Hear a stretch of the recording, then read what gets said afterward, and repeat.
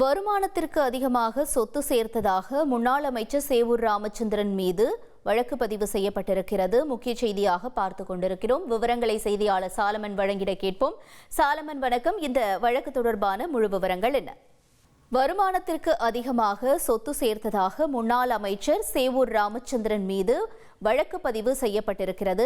லஞ்ச ஒழிப்புத்துறை இந்த வழக்கினை பதிவு செய்திருக்கிறார்கள். முக்கிய செய்தியாக பார்த்துக் கொண்டிருக்கிறோம்.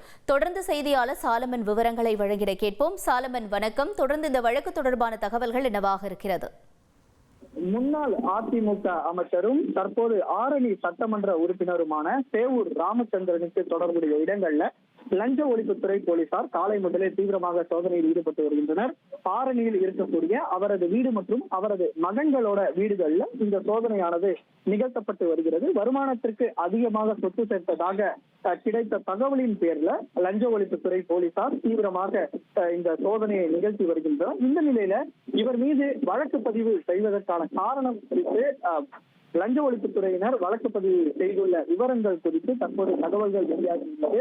அதாவது இவர் வருமானத்திற்கு அதிகமாக 8 கோடி ரூபாய் சொத்து குவித்திருப்பதாக லஞ்ச ஒழிப்புத்துறையினர் வழக்கு பதிவு செய்துள்ளனர். அதாவது வருமானத்தை விட 125% அதிகமாக இவர் சொத்துக்களை சேர்த்திருப்பதாக லஞ்ச ஒழிப்புத்துறையினர் அந்த முதல் தகவல் அறிக்கையில குறிப்பிட்டுள்ளனர்.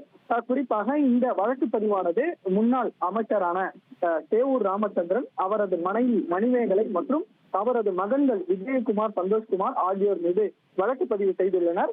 2016 ஆண்டு மற்றும் 2021 ஆண்டு வரையிலான இவர் அதிமுக அமைச்சராக இருந்த காலகட்டத்தில் இந்த சொத்துக்களை அதிகமாக சேர்த்திருப்பதாக லஞ்ச ஒழிப்புத்துறையினர் இந்த வழக்கு பதிவை செய்துள்ளனர்.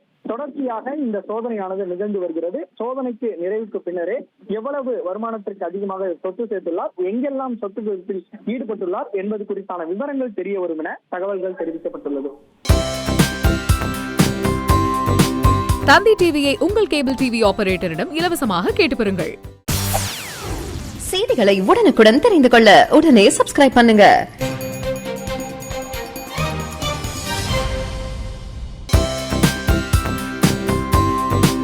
தந்தி டிவியை உங்கள் கேபிள் டிவி ஆபரேட்டரிடம் இலவசமாக கேட்டு பெறுங்கள்.